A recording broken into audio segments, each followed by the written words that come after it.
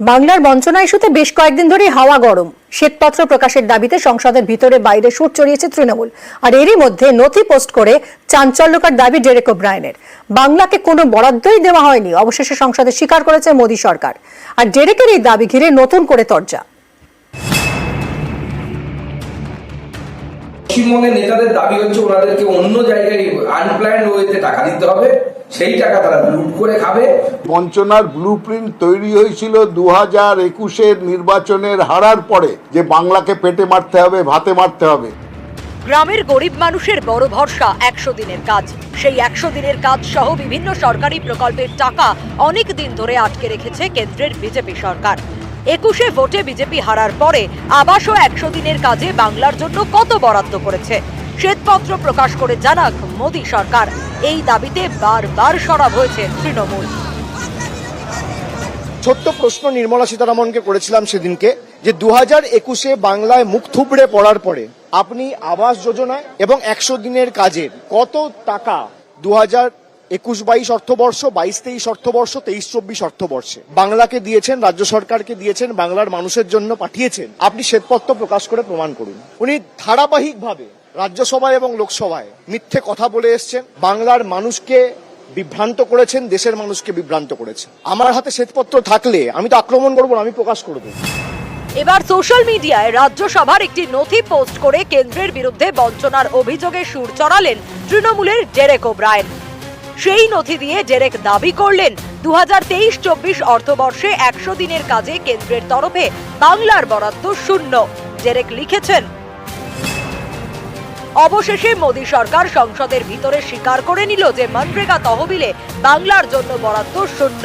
2021 সালের নির্বাচনে হারের পর থেকে বিজেপি সরকার বাংলাকে কি দিয়েছে তা নিয়ে অভিষেক বন্দ্যোপাধ্যায় ও তৃণমূল কংগ্রেস শ্বেতপত্র দাবি করেছে। রাজ্যসভায় জবাব থেকে এর প্রমাণ মিলল। আমাদের পশ্চিমবঙ্গের নেতাদের দাবি হচ্ছে ওনাদেরকে অন্য জায়গায় আনপ্ল্যান্ড ওয়েতে টাকা দিতে হবে, সেই টাকা তারা লুট করে খাবে, জ্যোতিপ্রিয় পল্লিকের মতো সাম্রাজ্য বানাবে, আনিসুর থেকে শুরু করে শাহজাহান এরা তৈরি হবে। সেটা হবে না। জনগণের টাকা জনগণের কাজে থাকবে। একটা জায়গায় আটকে আছে বিষয়টি, যে আপনারা ইউটিলাইজেশন সার্টিফিকেট দিন, কেন্দ্র সরকার যে যে ব্যবস্থা নিতে বলেছে সে ব্যবস্থা নিন। অর্থমন্ত্রী যখন অর্ধসত্য বলেন, সেটা তো দুঃখের বিষয়। এই বঞ্চনার ব্লুপ্রিন্ট তৈরি হয়েছিল 2021-এর নির্বাচনের হারার পরে। সাজেশন দেন শুভেন্দু অধিকারী যে বাংলাকে পেটে মারতে হবে, ভাতে মারতে হবে, এবং তার পরবর্তী ক্ষেত্রে 2021-এর পর থেকে সমস্ত যোজনার টাকা বন্ধ করে বিজেপির সরকার। বঞ্চনা ইস্যুতে দীর্ঘদিন ধরে কেন্দ্রের মোদী সরকারের সঙ্গে সংঘাত চলছে রাজ্য সরকারের। বকেয়া আদায়ে কলকাতা থেকে দিল্লি বারে বারে ধর্ণা দিয়েছে তৃণমূল। প্রধানমন্ত্রীর সঙ্গে দেখা করে বকেয়া টাকা দেওয়ার অনুরোধ করেছেন মুখ্যমন্ত্রী। একাধিকবার ডেডলাইন দিয়েছেন মমতা, কিন্তু কোনো কিছুতেই কর্ণপাত করেনি কেন্দ্র। তৃণমূলের দাবি, প্রতিহিংসার রাজনীতি করছে বিজেপি।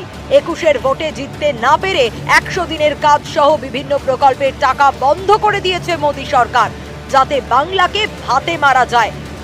উল্টো দিকে বিজেপির দাবি, তৃণমূল নেতারা সরকারি টাকা নিজেদের পকেটে ভরেন, খরচের হিসেব দিতে পারে না রাজ্য সরকার, তাই টাকা বন্ধ করে দিয়েছে কেন্দ্র। এবার কেন্দ্রীয় বাজেটের পরেও বরাদ্দ ইস্যুতে হাওয়া গরম হয়েছে।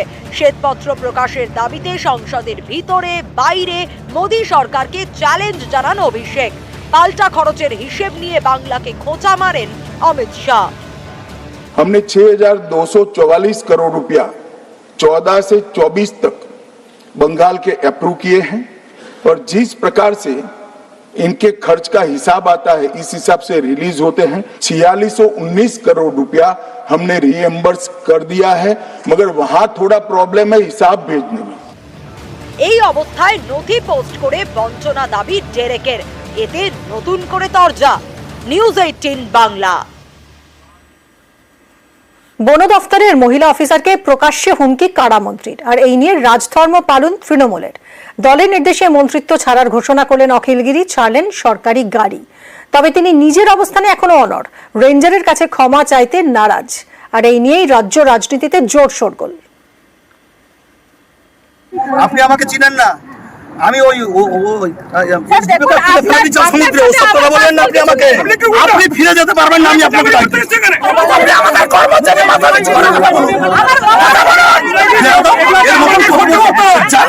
কত বড় কথা यादव रेंजर আসেনি ऐसा ডাঙিয়ে পিটাবো তখন বুঝবে। শনিবার এভাবেই বন দপ্তরের অফিসারকে হুমকি দেন কারামন্ত্রী অখিল গিরি। মহিলা অফিসারকে আঙুল তুলে হুমকি মন্ত্রীর। এ নিয়ে রাজ্য রাজনীতিতে ঝড়। অখিল গিরির বিরুদ্ধে কড়া তৃণমূল। আমাদের মন্ত্রী অখিল গিরি গতকাল মহিলা ফরেস্ট অফিসারের সাথে যে আচরণ করেছেন, ইতিমধ্যেই তৃণমূল কংগ্রেসের পক্ষ থেকে আমরা বারংবার জানিয়েছি যে আমরা এটা কোনোভাবেই সমর্থন করি না। সুব্রত বক্সী ইতিমধ্যেই অখিল গিরির সাথে টেলিফোনে যোগাযোগ করেছেন, তাকে নির্দেশ পাঠিয়েছেন যে অবিলম্বে সেই মহিলা ফরেস্ট অফিসারের কাছে ক্ষমা চাইতে হবে এবং দলের কাছে অবিলম্বে তার পদত্যাগপত্র পাঠিয়ে দিতে হবে। রাজ্য সভাপতি সুব্রত বক্সী ফোন করে তিনি জানালেন যে মন্ত্রিসভা থেকে পদত্যাগ করার জন্য। আমি পদত্যাগ পত্র লিখে ফেলেছি, যেহেতু দল আমাকে নির্দেশ দিয়েছে, মুখ্যমন্ত্রী নির্দেশ দিয়েছে, তার জন্য আমি মন্ত্রিসভা থেকে কালকে পদত্যাগ করছি। পদত্যাগ করলেও রেঞ্জারের কাছে ক্ষমা চাইতে নারাজ অখিল গিরি।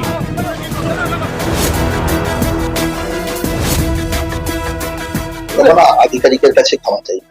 আমার রাজনৈতিক জীবনে কোনদিন আধিকারিকের কাছে ক্ষমা চাই না, আর ক্ষমা চাওয়ার কোনো প্রশ্নই উঠে না। আমিও ওতে কোনো অনুতপ্ত নেই, আমি কখনো ভেঙে পড়ি না, আমি কখনো হতাশ। আমি নিজের জনপ্রতিনিধি হিসেবে লড়াই করবো, আমার কাছে যদি কোনো পদও না থাকে। এই কথাকে সমর্থন যেমন করা যায় না, ঠিক তেমনই ভাবে হঠাৎ করে তার মন্ত্রী বলতে শুরু করে দিলেন না এমন কি ঘটলো যে মন্ত্রী উত্তেজিত হয়ে পড়লেন। আমি ঘটনার নিন্দা করতে পারবো না, কারণ ঘটনার নিন্দা করলে মানুষের পাশে দাঁড়ানো যাবে না, কেন মানুষের জন্যই কাজ করতে গেছেন। আমি যেমন নিন্দা করছি অখিল গিরি আমার বাবা, কিন্তু ফরেস্ট ডিপার্টমেন্টের যে কাজ করেছে সাধারণ মানুষের সঙ্গে তারও নিন্দা করছি। তিনি আপনাদের একটি অপশন মেনে নিচ্ছেন যে তিনি পদত্যাগ করছেন, কিন্তু তিনি ক্ষমা চাইবেন না ওই মহিলার কাছে। দল তার দলের অভিমত তাকে জানিয়েছে, পরবর্তী ক্ষেত্রে দল সেই ব্যাপারেও সিদ্ধান্ত নেবে।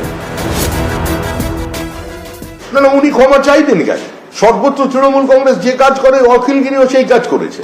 বিভিন্ন সময় বিভিন্ন জায়গায় বিডিও এসডিও থ্রেট করা হচ্ছে, বিচারপতিদের হুমকি দেওয়া হচ্ছে, মানুষ তো ভয়ের আবহে আছে, গোটা প্রশাসন তো ভয়ের আবহে আছে, সরকারি আধিকারিকরা।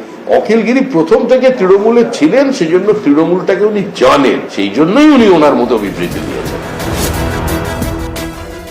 শুভেন্দু অধিকারী বিরোধী দলনেতা বীরবাহা হাঁসদাকে তিনি বলেছিলেন এইরকম মহিলা বা এইরকম মেয়ে ছেলে আমার পায়ের তলায় থাকে। তার বিরুদ্ধে তো দৃঢ়তার সঙ্গে ব্যবস্থা নিতে পারতো বিজেপি, নিতে পারেনি, কারণ তাদের সেই ক্ষমতা নেই, তৃণমূলের যে ক্ষমতা আছে। সুতরাং আমি বলবো বিজেপির যেন এই প্রসঙ্গে কিছু বলতে গেলে তারা নিজেরা যেন আয়নার সামনে দাঁড়ায়। দল বলেছে পদত্যাগ করেছেন, কিন্তু ওনার বিরুদ্ধে ব্যবস্থা হওয়া উচিত, আইনি ব্যবস্থা। উনি সরকারি আধিকারিককে কাজ করতে বাধা দিয়েছেন। এই প্রক্রিয়া যেন সকলের ক্ষেত্রেই বজায় থাকে। সরকারি আধিকারিককে যিনি প্রকাশ্যে দাঁড়িয়ে পুলিশকে বলেন টাইম বেঁধে দিলাম, এরপরে বোম মারবো, দরকারে পুলিশকে বোম মারবো, কি ব্যবস্থা নিয়েছে দল? তাকে পদ থেকে সরিয়েছে, তাকে বাঘ বলে সম্বোধন করা হয়েছে। শনিবার সকাল পূর্ব মেদিনীপুরের তাজপুর সৈকতে হকার উচ্ছেদে যায় বন দপ্তর। নেতৃত্বে কাঁথির রেঞ্জার মনীষা সাউ। উচ্ছেদ অভিযানে বাধা দেন ব্যবসায়ীরা। তাদের পাশে দাঁড়ান রামনগরের তৃণমূল বিধায়ক তথা রাজ্যের কারামন্ত্রী অখিল গিরি। কাঁথির রেঞ্জারকে আঙুল তুলে হুমকি দেন, এ নিয়েই জোর শোরগোল।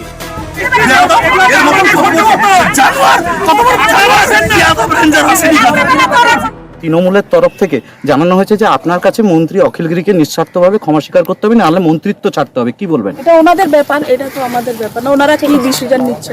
আমাদের বেসিক্যালি কাজ হচ্ছে ল্যান্ড বাঁচানোর জন্য। যেভাবে রুলস এন্ড রেগুলেশন আছে ফরেস্ট ডিপার্টমেন্টে, সেভাবে তদন্ত নেওয়া হবে। এই জমিটা আমাদের বন দপ্তরের জমি, আমাদের ফেন্সিং ওয়ার্ক চলছিল, আর এটা নতুন করে দোকান, ওই বাসগুলো দেখলে আপনারা বুঝতে পারবেন, সব কাঁচা বাস, পুরোনো দোকান যেগুলো ভেসে আছে। অখিল গিরি বাধা দিয়েছিলেন আপনাদের? নিউজ 18 বাংলা।